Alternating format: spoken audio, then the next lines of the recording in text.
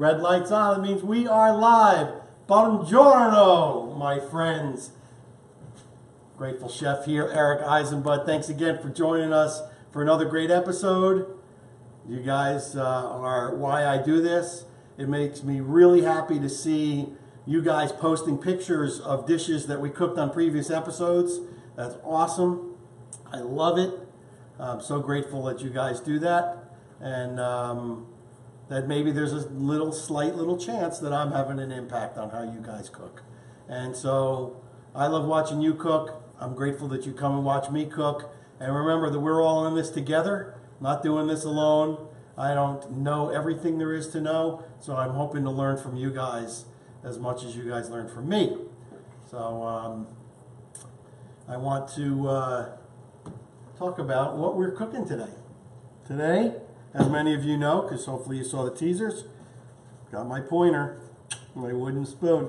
Eggplant Parmesan, just like Nona used to make, sort of. We're doing a little bit of a twist. The technique is a little bit different, but I'm telling you, this is a creamy, delicious, not bitter, not fried, which is a really key point. Not fried. It is actually baked the entire way. Bake the eggplant. I'll show you exactly how to do it. It's really awesome. I love this recipe. It's one of my go-tos.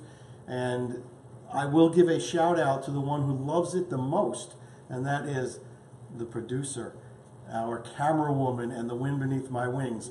Lynn, there she is. Say hi, Lynn. Hi, Lynn. Ah, she's got a sense of humor too. That's a keeper. Anyway, we got awesome people here. Chris is in the house, my old dear friend, Swampna, and Carolyn, who I haven't seen in a little while, so her name wasn't on the tip of my tongue. But we're grateful to have everybody here. It's a good time. It's a fun time. I want to, as always, encourage you guys to share these with your friends. Have your friends join my Facebook group, this one, Grateful Chef with Eric Eisenbud. Also, I'm looking to get more people on my Instagram, flat out. So if you and your friends would go and follow me on Instagram, it's the Grateful Chef _EE on Instagram, and my YouTube channel. We're getting videos up on YouTube. It's awesome. Also, the Grateful Chef on YouTube. We have some great things coming up for 2019. Had a great meeting with a local place I've spoken to before on the show, Gary's Wine and Marketplace. They're going to come in. We're going to do a Facebook Live. It's going to be amazing. We're doing cheese. We're going to talk cheese and wine pairings. We're going to make fondue. It's happening in February. I'll keep you guys posted on it. I'm super excited about it. Gary's and his crew are super excited about it. It's going to be fantastic. Fantastic. We'll talk more about Gary's. Task at hand right now, eggplant parmesan. We're making a sauce that has olive oil, garlic, and tomatoes. Real easy, real simple. This will be your go-to sauce for not just this dish, for a bunch of other things. We're putting it on pasta tonight. We're using it in the eggplant parmesan. I have it in my fridge, my freezer, and I use it all the time. Saute shrimp in it. It's just amazing sauce. Real easy to do. Other ingredients that we have tonight, of course, the eggplant, flour, fresh mozzarella, pecorino romano, and Reggiano Parmesan, which is not written here, salt, pepper, and we are serving this with a pasta. We're using a cavatappi, which is a kind of like a corkscrew, like an extended elbow macaroni. Love it. Really great. Holds the sauce. Easy to make al dente. We're having an arugula alla limon salad, which I probably have done before on a video. It's arugula, lemon juice, olive oil, salt, pepper, and shaved Reggiano Parmesan on top. And we are also having garlic bread. And that's also a different technique.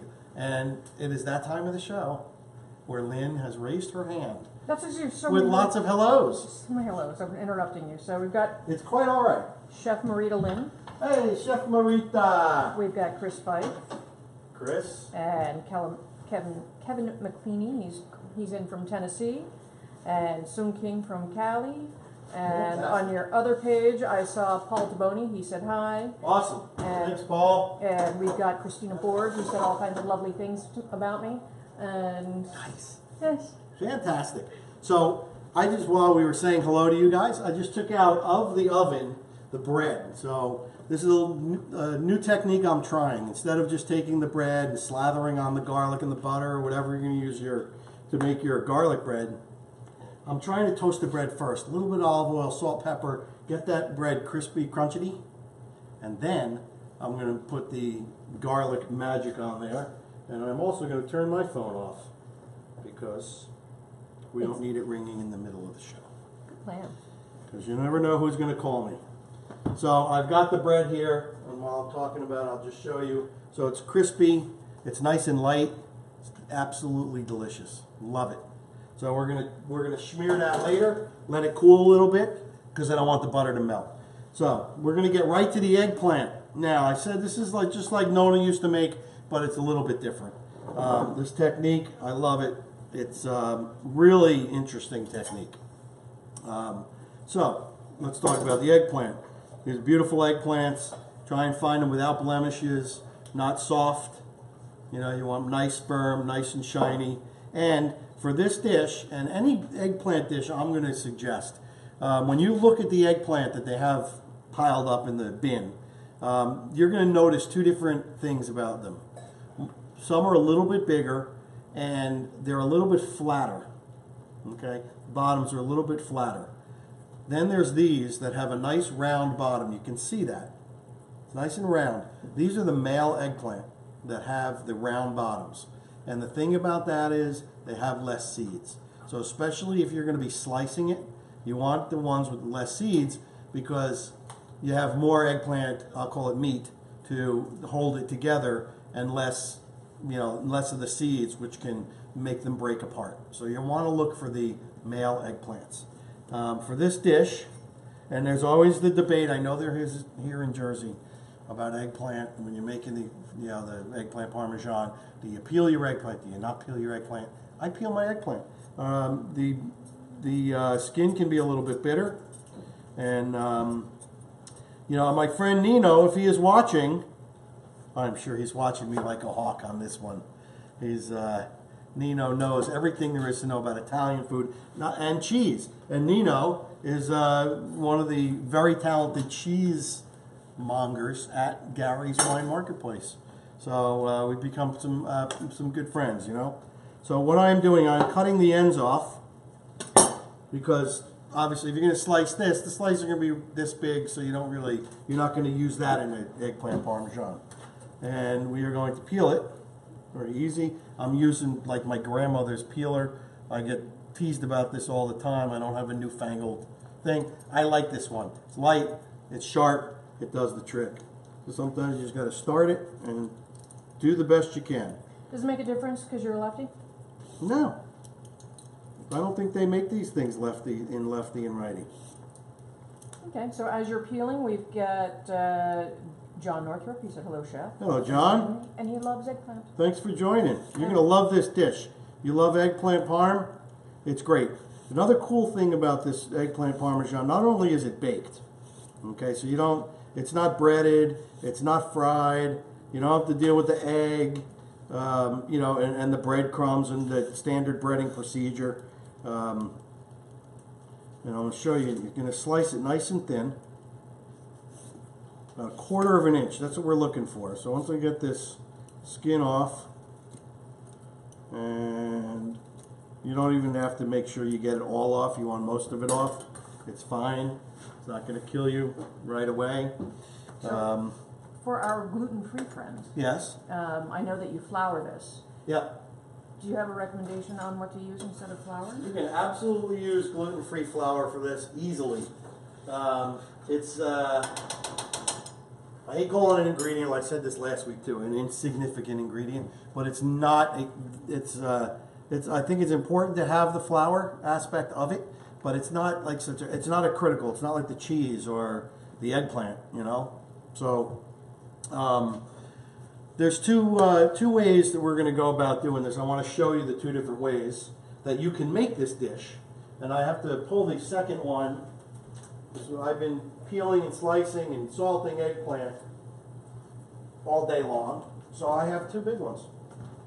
just like that. They're going to sit right there. We're going to talk about them later.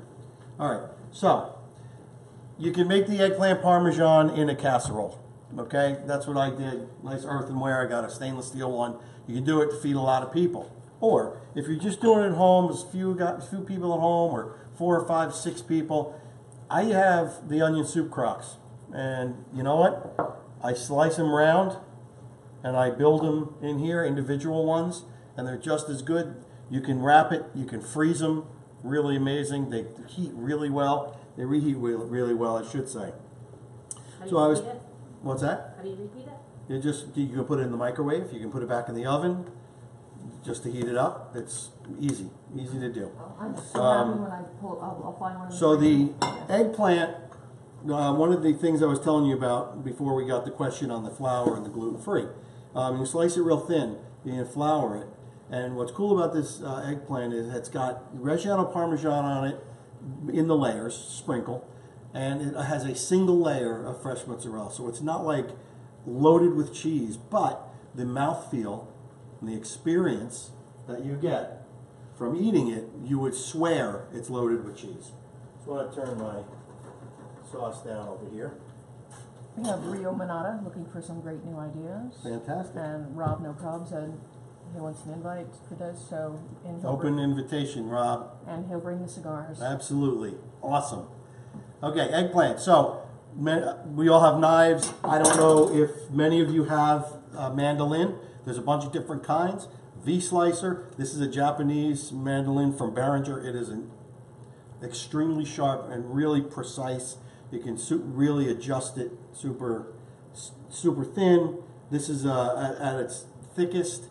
I think it's about 1/4 inch. That's what I'm looking for this recipe. So I use the mandolin for this, and I have cut myself often enough on this thing by accident that I now wear a cut-free glove. So it gives you a little bit more confidence. So if you are afraid of a mandolin, go out and get one of these gloves, because it'll give you a little bit more confidence that you won't, if you do slip, you won't cut yourself. I'm a pro. I use it anyway. Because, like I said, someone says, "Hey," and I got plenty of battle wounds from this thing. So, I'm going to show you what I do. So, if I'm going to slice it for the individual rounds, simple. I'm just running it across the mandolin. You like to turn it, and you're getting these beautiful, thin. I want you to see that. Beautiful, thin. You can see that it doesn't have a lot of seeds because it's a male eggplant. And that's exactly what you're looking for. It's exactly what you want. You can see the light through it. Exactly. If you're doing the casserole size, you want to go this way, and you want to, I always cut from the bottom up instead of the top. I do flip it at the end, but because it's less chance that it will tear, because you are cutting into some seeds.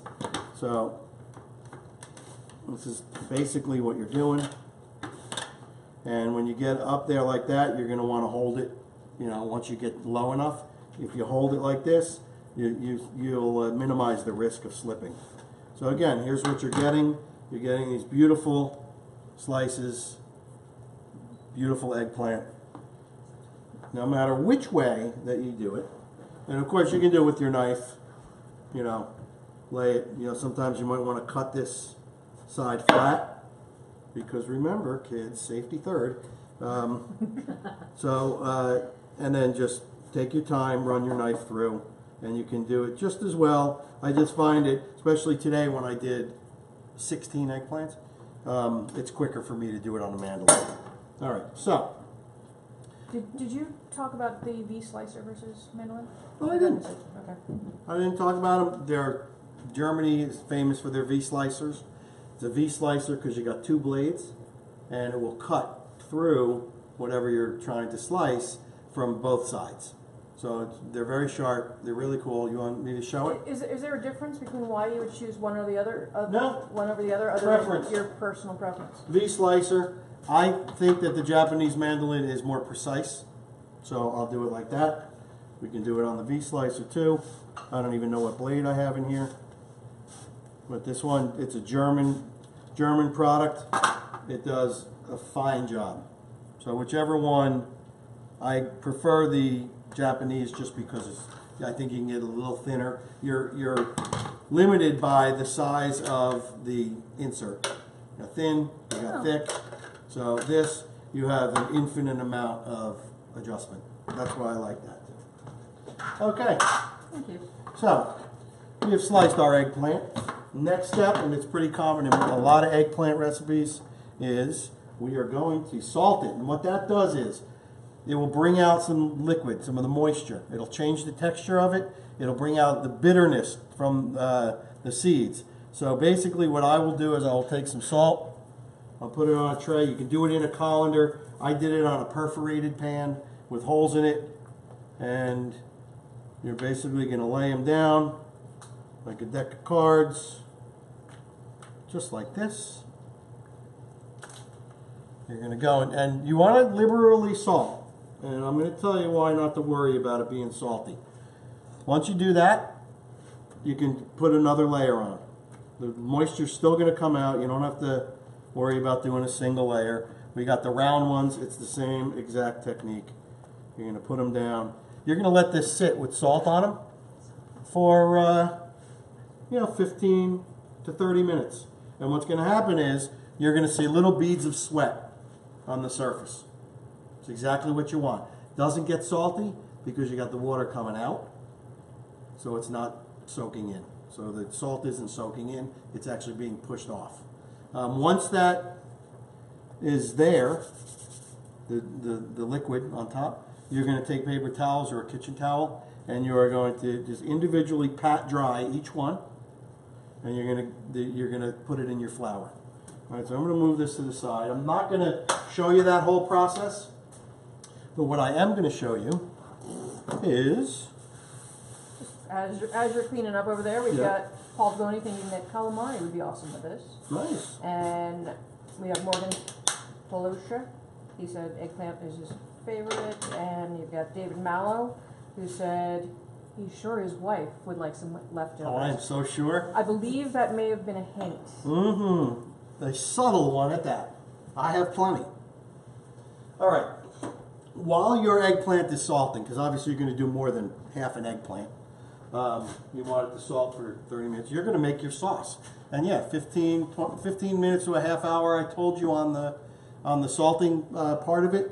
The sauce, super easy.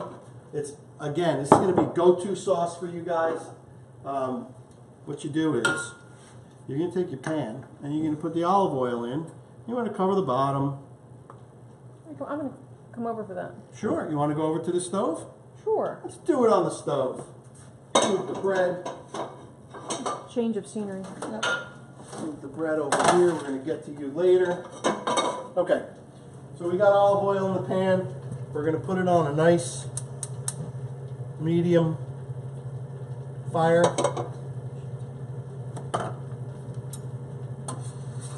Sauce is hot. This is sauce that we're going to use on our pasta, so I'm just making sure it's not burning.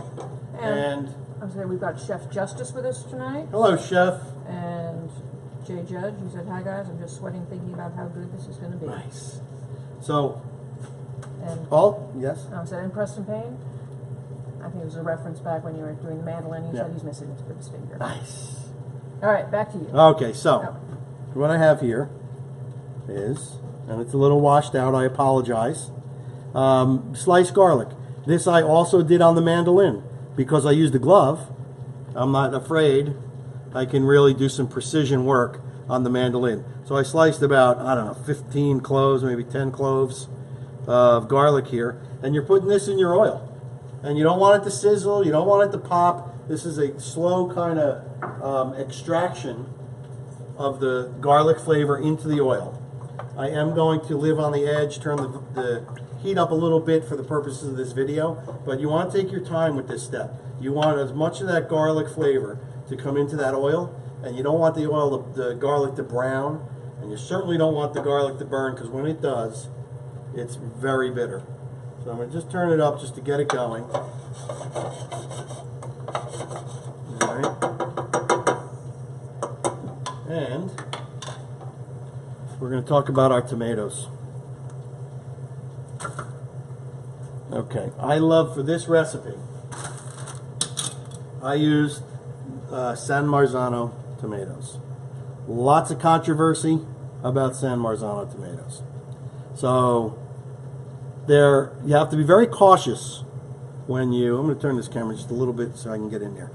You have to be a little bit cautious when you're shopping for tomatoes in a can. There are labels that say San Marzano style. You don't want those. You want the tomatoes that are actually coming from Italy, San Marzano region, if I said that right. All right, so our garlic is starting to go. I'm turning it way down because I don't want it to burn again.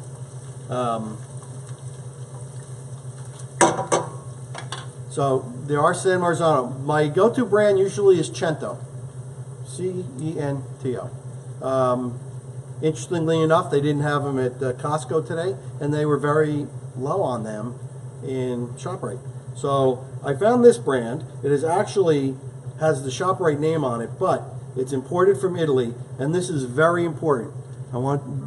These are not just certified San Marzano tomatoes, that the tomatoes come from the region. These are DOP. This is a designation of origin, and it is protected by a government body in Italy. So this is what you want. You want the DOP. They're a little bit more expensive, but in my estimation, they are worth it. The flavor's outstanding. They're beautiful. This comes in a little more of a juice rather than the Cento that comes more like a puree, but both great products. So use them, but just stay away from those San Marzano style. So you mentioned that this is more of a juice than the puree. What is the difference in terms of what happens when you cook them down? Well, these are whole tomatoes. Both of them are whole tomatoes. That's what I want you to buy for this or any sauce that you're going to use canned. Buy the whole tomatoes. And they're packed. One's packed with a little more liquidy sauce, and the other one happens to be packed with more of a puree. So I'm opening these cans, both of them, because you're going to use both of them. And another important thing I want to point out. These cans are lined with a PBA-free lining. You'll notice that the inside of the can is white. Inside of the lid is white. That is a lining that protects the tomatoes from whatever the can is made out of. It's very important to have that in your tomatoes. Okay, So, I need to get over here and get a gadget. All right, Preston Payne, chef, is this sauce something you would use in lasagna, over ravioli, etc., in place of a traditional marinara? Absolutely. I would certainly use this sauce in anything that you would use a tomato sauce for. Seriously. And then It's simple to make. Delicious. So what I got here, let me just show you. Garlic in the oil. You see it's not browning. The oil is sizzling a little bit. I'll come to you. Okay, but it's not browning. This is golden, this is pure liquid gold right here. So at this point, garlic oil. At this point, you can turn it up slightly, because this is where you're going to put your tomatoes in. And it's okay to hear a sizzle when you put your tomatoes in. Okay? 2 cans. This brand of tomato has beautiful big leaves of basil in it. It's really, really nice. Can you pick up one of those tomatoes? I can. I can actually see what they look like. Yeah, they're a teardrop. They're a plum tomato. Let me get a nice one. Here we go. I'm going to pick it up with my hands. So I'm just going to hold it here on the spoon. Yeah. So it's a plum tomato. These are peeled, whole tomatoes. A lot of people will suggest that you break them up with your hands in a bowl first. You don't even need to do that. Another gadget, potato masher. Do it right in the pot. What's cool about it is when they explode, you don't get seeds all over the place because it's submerged underneath the liquid. So just go at it with your potato masher. They're very soft. They mash up really easily. And once they're all mashed up, you can just stir it around.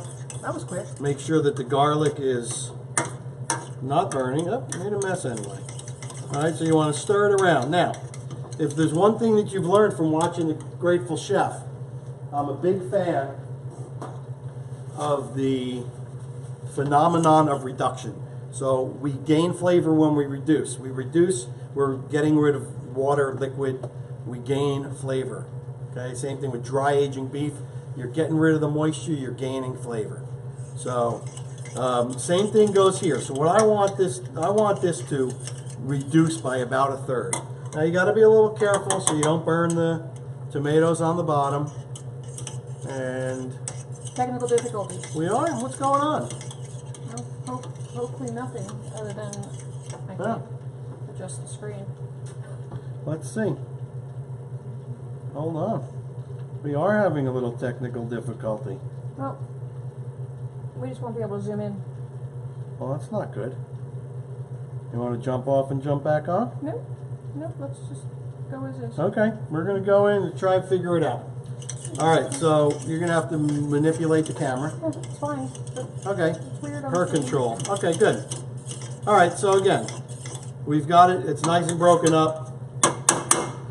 They say breaking up is hard to do. Not in this recipe. Anyway, so here we go. Can I show you that? Oh yeah. I'll Beautiful come to you. red color. You see the garlic in there. We're going to turn it up just a little bit, and we're going to let it go. We want it to reduce. Just see how high the flame is. Yep, it's a medium. You got to keep your eye on it. The other thing about this sauce and about everything that we cook, we want to taste, because who knows, the harvest of the tomatoes might not have been as sweet as the last batch that you got. So everything you must taste. I have added things to this sauce like sugar because it was a little bit more bitter than the last time. I have added, just for my own edifice and fun and umami, I've added a can of anchovies because I like that. They completely disappear, so nobody will even know that it's got anchovies in it, but there's a background flavor. So this is the base recipe, and again, you want to taste it. You're not going to season this until the end. No salt until the end, because if you salt it now and then it reduces, it's going to be more salty. So you just want to wait to the end. This will go be absolutely fine. You don't want to cover it. My bad, because you want the steam to escape. If you want to spice it up, you just add. You can add chili flake. I have it at the ready. You know, I have chili flake here, and you can just add it to it. In fact, I'm going to add a little bit to it now, just a little bit, because again, it's going to concentrate. And the only reason why I'm doing this is because I have a batch of non-spicy that I'm using tonight, because Lynn is not a big fan of spice. So, And we've got Deborah Brzezinski from Milwaukee, and she loves the potato masher idea. awesome. Thank you, Debbie. All right, so we're going to let this go. No need for us to watch this. And we're going to continue on with our garlic bread. Fantastic. I'm going to And turn the volume up on our water here, on our Are we pasta still- to boil. are we still out there? We doing okay, folks? We're having a technical difficulty on our side. I don't know how you guys are looking. Yeah, it still looks okay. Okay. I personally am having technical difficulty with Nice. what I'm doing. Okay. Let's go back to the cutting board. Okay. Because we have to show them how to make this. Yes. Okay? We're going to get to the bread after. Good. All right. I'm going to do 2 ramekins, folks. All right? We're going to do it. It's a very simple process. We've got our, and I want to show you this. We've got our salted and then put into flour. You're dusting off the flour. You're putting it on a baking sheet that has got a little olive oil on it. And then you're going to put your eggplant that's been salted, dried, dusted in flour, on the baking sheet, and then you're going to drizzle with a little olive oil on top. You're going to bake these at 450 degrees for about 15-20 minutes. You want to watch them, and after that you want to flip them over and go another 5 or 10 minutes until you get this, and I'm going to show you one of the long ones because it's a pretty astonishing. This is the technique that differs from Nona's. Okay, those real thin slices baked in the oven, like we said, they're like a wafer. These are crispy, they're crunchy. Okay, that's exactly what you want. This recipe is what happens is you're going to build your eggplant parmesan, and the sauce is actually going to reconstitute the eggplant and create the most creamiest eggplant parm you've ever had. I promise you that. So we're going to show you how to build them real quick. Got my sauce here, and this thing was filled almost to the top. You're going to do a little thin layer in the bottom. Yes, Lynn? I say some pipe said the sauce looks delicious, and it looks like Gary Kneck was with us. Oh, hey, Gary. All right, so we're putting a layer of eggplant down on the bottom. And I want you to not worry if you get some that are a little dark, some that are lighter. Worry, it matters not. It'll be equally as delicious. And you want to just, get nice coverage. On top of the eggplant, we're going with our grated Reggiano Parmesan. Okay? We're going to just do a nice little sprinkle. You don't have to go too much. Beautiful. Another layer of sauce.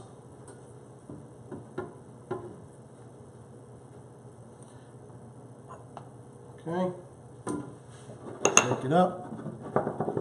We're going with another layer of eggplant. And you're going to continue doing this until you're, like 2 layers away from the top. That's where you want to go. We're going to keep going. Little cheese. Little sauce. Shake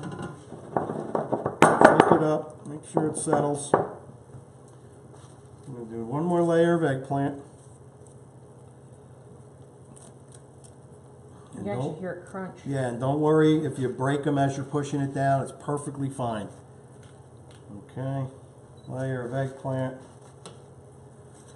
all the way around. So you can see how easy it is to make these individual ones. It goes real quick. All right, so at this point goes your cheese. You're going to do a single layer of cheese. These are nice thin slice pieces of cheese. So you're basically having 1 slice of cheese, which in my book makes this a healthy recipe. All right. So far, it doesn't really seem like there's anything terrible in it. I mean, you've got little sauce.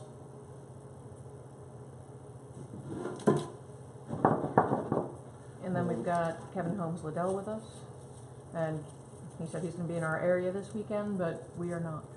We are not. All right. Final. Now, this interesting part of this recipe is they tell you to kind of end with cheese, which makes for an interesting top crust. What would you normally put on top? I would tend to put a little sauce on top, but you know what? It's okay. We're going to end with the Reggiano. Beautiful thing. And I would put these on a little cookie sheet and put it on a little cookie sheet and bake them at 400 degrees for about 20 minutes. They'll be bubbly, be soft. The eggplant will reconstitute and not be crispy anymore. And that's what you got. Let me check my pasta. It's looking fantastic. Taste, of course. Almost there. Minutes away. Okay. So that's the eggplant. And Paul Boney came back with, he missed it, but how long do we cook the sauce for? The sauce is going to cook until it's reduced to down by a third. So you don't want it to happen real quick. So it could take you, 20 minutes, could take you a half hour. Just let it go. Just let it thicken. You'll see a lot of the liquid water, the liquidy tomato will come out of it, and it'll look a little more chunky. And just be sure you stir it often so you don't burn it on the bottom. Okay, we're going to the garlic bread. So, unconventional method. I have toasted the bread, crispy, looks fantastic. Little olive oil, salt and pepper.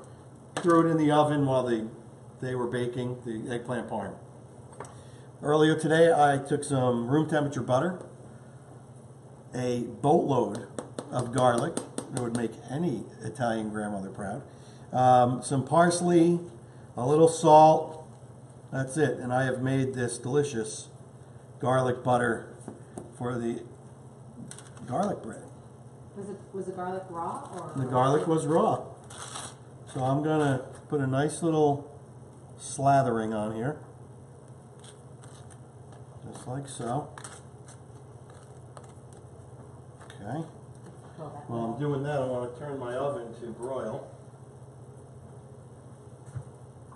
Alright, I'm going to do that. That's all. You know, if you want to tone down the garlic, a little bit, you can just put a little bit less on. But, Was that salted or unsalted butter?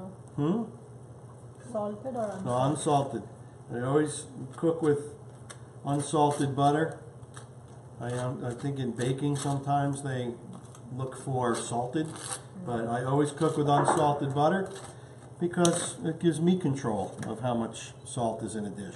And actually, in baking, it's mostly unsalted Oh, as is it? well. Yeah. So I 'cause- made something last week. It And it all was blends together. yeah, that was very strange when they Yeah. specifically said salted butter. But the really salted versus unsalted, that way you control your salt. And the other thing is that the cream, the best cream is used in unsalted butter, and the not so best is used in salted. Covers up the impurities and imperfections in the cream. All right, so here we go. What'd you put in there that made it kind of green looking? Did you It's say? parsley. Parsley. Yep. Okay. A little parsley, just a little color. All right, so we're just putting this on. We're going to throw this under the broiler real quick. And Chris is not going to let me forget it. Google? Right, Chris? Pasta chef. Pasta is done. We're going to strain it out. Do you have to check it to see if it's done, or you? I tasted it before, I missed it. and I have my keen sense of al dente. It's hot. Come over here and watch it. Got a little pasta facial going on here.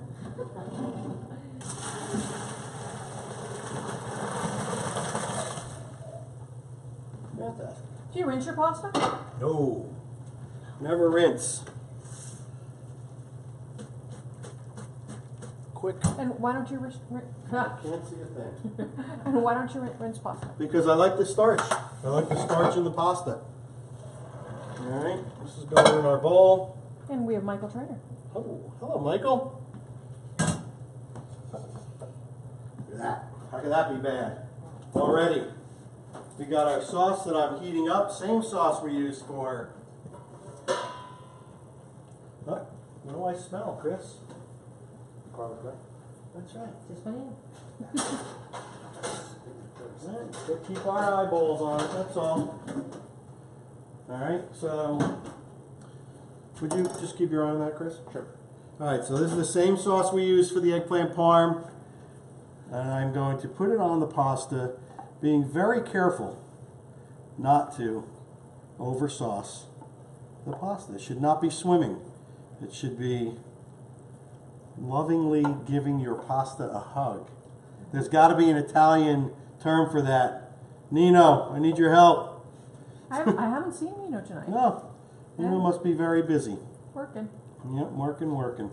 Selling that cheese. Alright, so we've got that. That looks pretty good to me. I almost made the perfect amount. And just put your spoon in there, make sure it sinks down. Mix in. There is a little bit of the pasta water in here, which is great. Makes for a nice sauce. And you have the pasta water in there because you didn't drain it all the way, or did Yep. you? Okay. I always like to keep a little bit of the pasta water in there, so you don't have to worry too much about draining. I am going to add all the sauce because it is, this type of pasta has little channels that really collect the sauce. These Okay. are getting crispy. Yep. Pulling them? Are we good? Yeah, they're getting, a little toast on them. Yeah, it's good. Edges are gonna burn a little bit. So we are good. So, Carolyn just looked it up. Hug in Italian is abbraccio. Abbraccio. All right. So, So, thank you. since we have this giant bowl of Reggiano Parmesan, why not? So, with your sauce from Preston Payne, if San Marzano tomatoes are not available, what would be your second choice? Also, any reason preference to use canned rather than fresh tomatoes? Canned is what's readily available. Canned is, it's easier to make a quick sauce like this. Fresh tomatoes are going to require you cooking them down for a longer period of time. So, if you got the time, listen, there are plenty of people around here that make fresh sauce once a year. They buy bushels of tomatoes and make the sauce and can it and, do that. Perfect for a weeknight dinner, though. Do the can. If you don't have San Marzano, find the best quality plum tomato that you can. Look at the label for any preservatives or anything like that. But you certainly can make this sauce with regular plum tomatoes. It's fine. And Paul corrected us, it's called gravy. And that's the other debate. Gravy, sauce. If it was Sunday, I'd call it gravy. Tonight it's What sauce. can I tell you? Tonight it's sauce. Before you move on, Michael Trainer came back, Chef Mike, he came back with, on my on the rinsing of pasta question, tell him how to store it in the fridge, and he said toss it in oil so the starch doesn't make it stick. Nice. Yes. Beautiful. And then we also Thanks, have, Mike. Thank you, Mike, and we also have Bill Kowalski, and he said it looks awesome.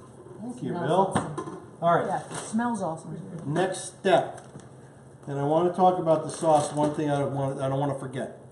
Once that sauce is sticking to that spot where you want it, when it's reduced, then you're going to taste it. You're going to taste it for bitterness. You're going to taste it for if it needs salt. And so, like I said, if it's a little bit on the bitter side, you can add a little sugar, just a little bit. Just so you don't want to be like, ooh, this is sweet, like Prego or ragu or something like that. You just want to take the bitterness away. What's a little bit though? Is it a teaspoon? It depends on how much you're making. You just have to add a little taste. Add a little taste. And then finally, what I like to do is take it off the heat once it's done. Pecorino Romano. But add it a little bit at a time. Let it melt in. Add a little bit at a time. If you dump a whole thing in there, it can clump up and get stringy, and that's not what you want. You're basically seasoning it with the Pecorino Romano. It's a salty cheese. You just do it by taste, and you'll know when your light goes ding. I mean, you'll know when you nail it, when you've got it, when it's at that place that you like it. So, finally, the salad. We've done this before. Classic arugula. This is the lemon juice that I had from last week's show, so I might as well use it. So it's just straight up lemon juice. Yep, and it was fresh squeezed. So I like to put the acid in first, because if you put the oil on it, the acid won't stick to the arugula. So you're just going to basically make a dressing in the bowl, mix it around. I've got the olive oil here.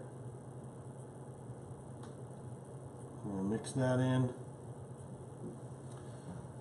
like so. It's a very simple, delicious salad. I like the pepperiness of the arugula. Alright, so we're going to mix that around, and as if that were not enough, we are going to get my peeler back. Thank you, sir. And you basically just want to peel. I love this technique because I've never seen it before. Yep, vegetable peeler. So you can make big ones, you make little ones. People love Reggiano Parmesan. It is the king of all cheeses. You could, listen, you could do grated if you want, but I like the big pieces, just like that. Simple, easy, delicious. And I'm going to finish it with a little bit of salt. Salt makes everything That's right. Wakes up your taste buds and a little bit of pepper. Okay, good. Want to show it to me? Sure.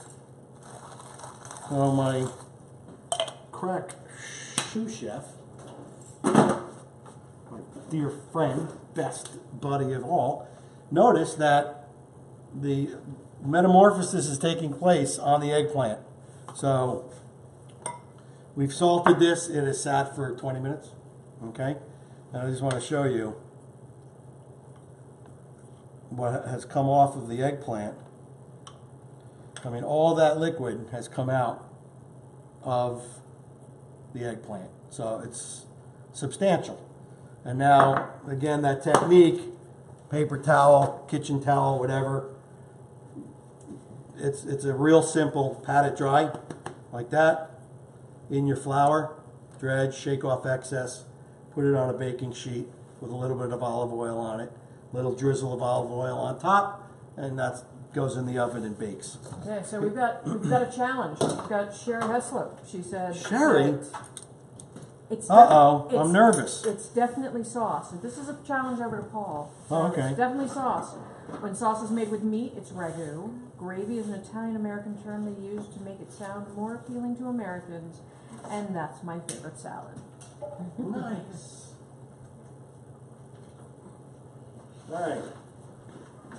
So, bread. Yes. I'm not even going to touch that with a 10-foot pole. That is an argument. Between Sherry and Paul. And Sherry and Paul, that's an argument no one will ever win. You know what? I'm gonna come over there and If you think you're right, you're right. How about that? Everyone is right. All right, serrated knife, always with bread. Now we've got, a little crisp on the edge, perfectly fine. But this is looking amazing. Ooh, shrapnel coming off of this. it's crispy. It sure is. Is it buttery? Yeah, it's nice and olive oily. Okay, I'm going to plate up our delicious eggplant parm. We are getting near the end.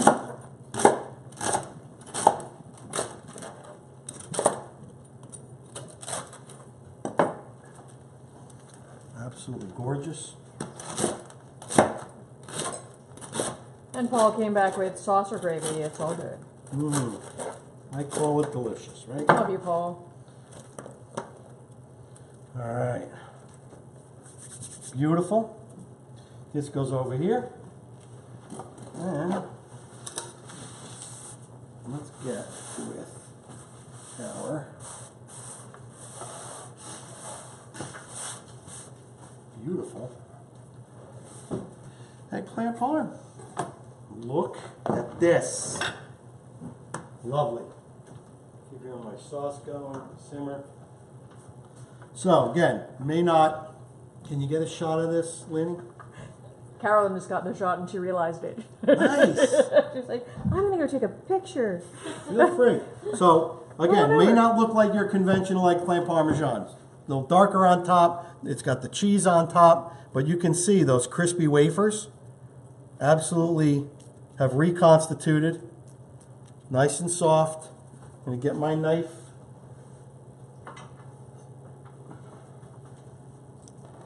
We're gonna cut away. You will have crispy bits. This is really rich, so you don't really have to serve huge portions. Oh yeah. I was gonna eat one of those eggplants off the top. Fantastic. No, no, no.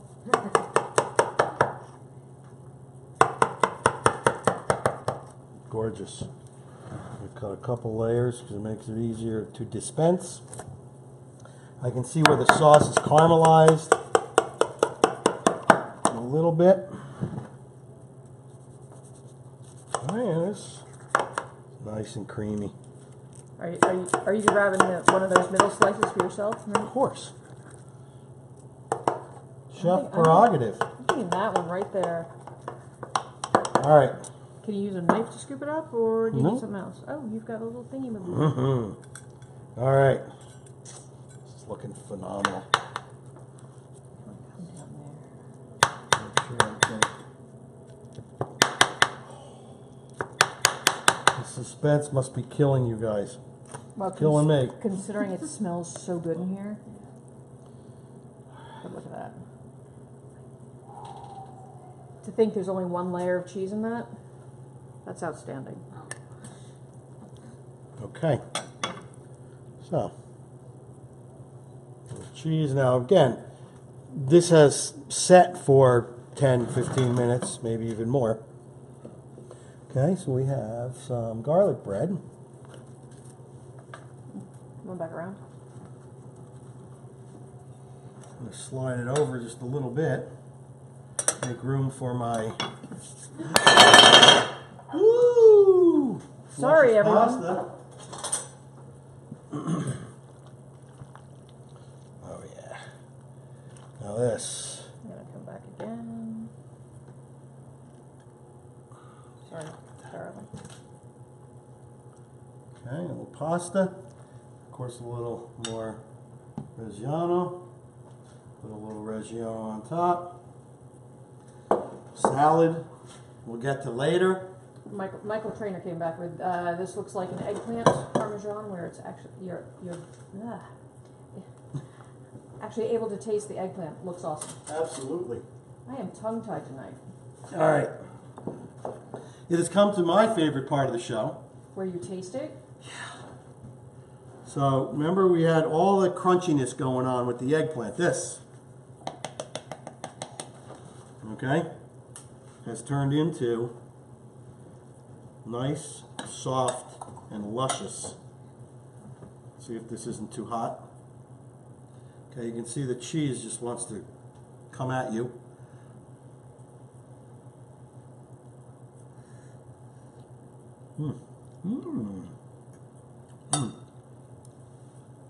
It's soft. It's got it packs a pow of flavor. You definitely taste the eggplant. That cheese comes into play because we use Reggiano. It's very subdued, but it's there. I mean, it's in your mouth and it's delicious. Cheese. I don't know how else to put it. But again, little crunchy bits on the top. The sweetness and the acidity from the sauce is perfect. It has absolutely reconstituted the eggplant in the most beautiful way.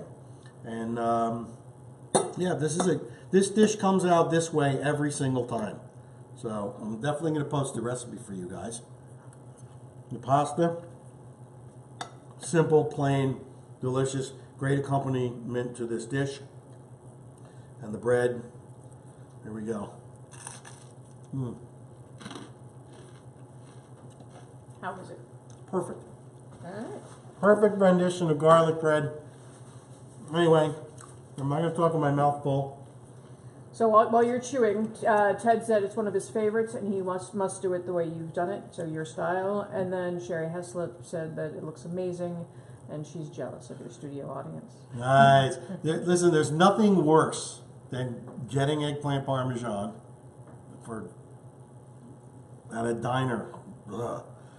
That it's cut too thick, it's spongy. You know, it's got the peel on it, and it's like a little abrasive. There's nothing worse than that. So this will again be your family favorite real quick. Yes, Lynn? I would say that when we moved here, we didn't have a kitchen, so Yeah. we did the kitchen remodel, and every restaurant we went to, Eat. I was craving Eric's eggplant parmesan, so I kept ordering it out at every restaurant we went to, and it was terrible. Oh. So it was one of the first things you made when Right. you got your kitchen. Okay, so we're going to close this out. As always, I am grateful that you joined me and Lynn and our studio audience. And if you're in the area and you can become a member of our studio audience, please don't hesitate to ask. Again, share. Get me some members, get us some likes, get people on my Instagram. I want people to take notice of the Grateful Chef. If you are enjoying it, help the world know about the Grateful Chef and what we're doing here. And I also want to encourage, if you have a recipe that you are struggling with, that you think looks like a great recipe and it just doesn't, it seems like it should be better than it is, reach out to me. My Gmail account, The Grateful Chef, @gmail.com. Send me an email, get to me on Facebook, however you need to get to me. Say, hey, I've been trying to make this. It's not coming out right. Any way that I can help you make that recipe a success, I will do my level best to help you. So I will bid you good night. Be well, eat well, be kind. And we will see you next week for another episode of The Grateful Chef. And a little programming note, we will not be on the following week in our traditional way. I'm hoping that we will be able to bring you some sort of Facebook live from Barcelona, Spain. I'm not making any promises. We're going to cross our fingers. So that would be great. I would love to do that, and I'm going to try everything that I can to make it happen. So again, good night. Thanks for joining us. We'll see you next week. Peace.